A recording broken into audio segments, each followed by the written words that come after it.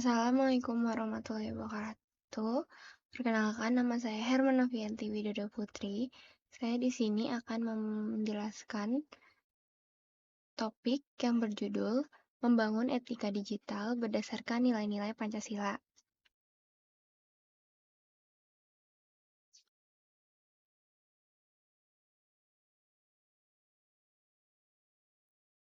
Pertama, apa itu etika digital dan mengapa penting?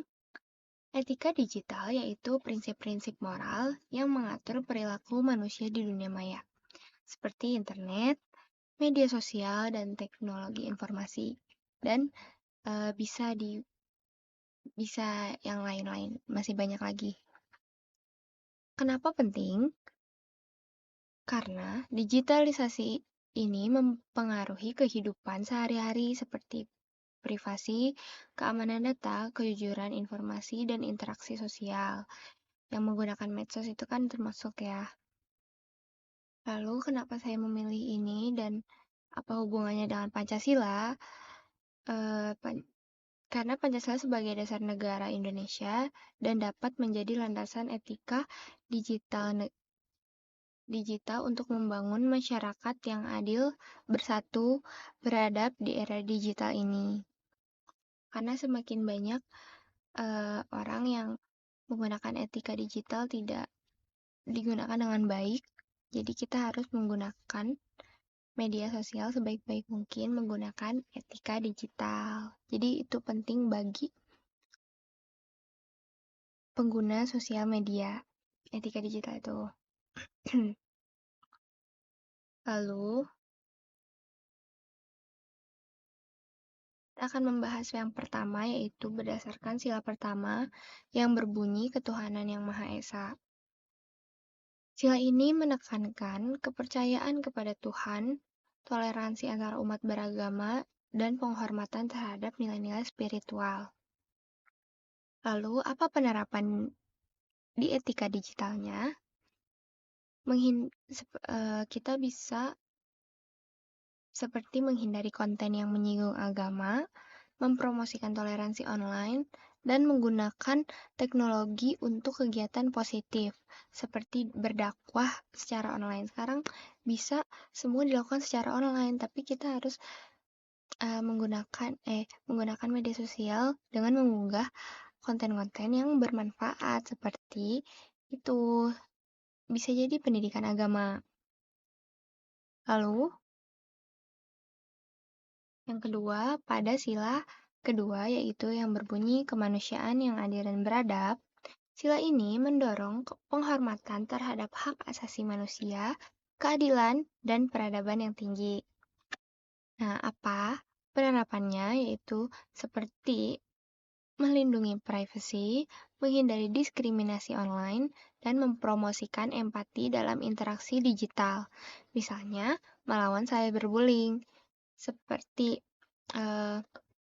mungkin banyak orang yang berkomentar negatif di sosial media dan kita harus melawan yang seperti itu, yang salah. Kita harus membenarkan yang salah. Lalu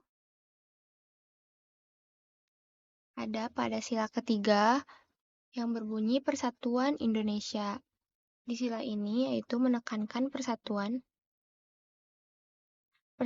dalam keberagaman nasional dan solidaritas bangsa.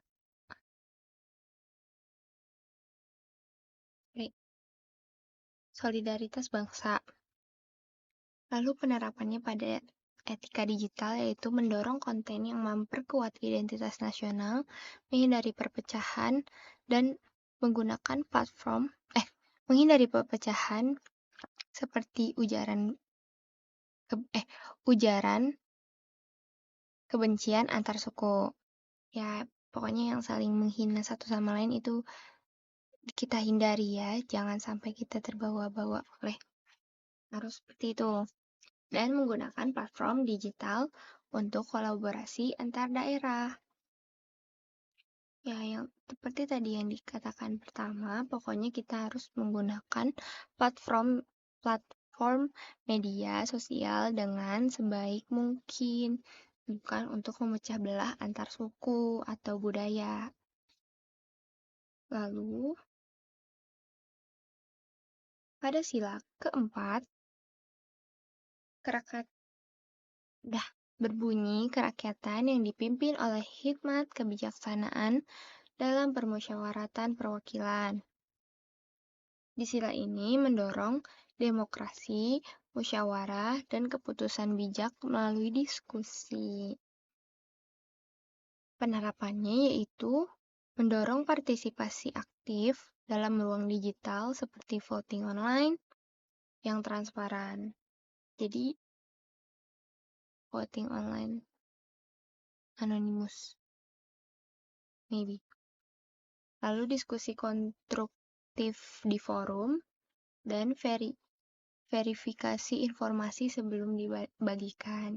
Nah, ini tuh jadi kita harus sebelum mengupload konten di media sosial, kita harus verifikasi itu apakah fake or hoax, guys. Lalu pada sila yang terakhir yaitu sila kelima, keadilan sosial bagi seluruh rakyat Indonesia. Sila ini menekankan keadilan ekonomi, sosial, dan akses yang merata. Pada penerapan di etika digital ini, yaitu seperti memastikan akses teknologi yang adil, melawan monopoli data oleh perusahaan besar, dan menggunakan digital untuk mengatasi kesenjangan, misalnya e-commerce untuk UMKM.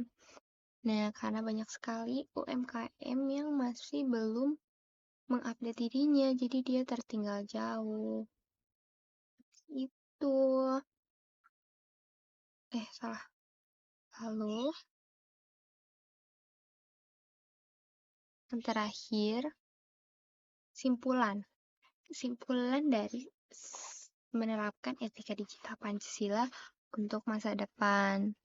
Jadi, yang dapat saya simpulkan, etika digital yang berdasarkan Pancasila membantu membangun masyarakat Indonesia yang bermartabat, harmonis, dan inovatif di era digital. Jadi, um, uh, jika tidak ada yang melakukan aktivitas buruk seperti membuli antar suku atau ya saling menghina satu sama lain, pasti Indonesia akan harmonis, inovatif di era digital ini. Lalu, langkah-langkah implementasi yang mungkin akan dilakukan yaitu pendidikan etika digital di sekolah. Sebenarnya penting untuk etika digital sekolah ya. Terus kampanye nasional dan regulasi yang mendukung nilai-nilai Pancasila. Jadi kita harus dimanapun kita harus menerapkan nilai-nilai Pancasila agar kita kan ya agar kita bisa tetap menggunakan etika digital dengan baik. Sudah, mungkin sekian dari saya, Herman Novianti. Wassalamualaikum warahmatullahi wabarakatuh.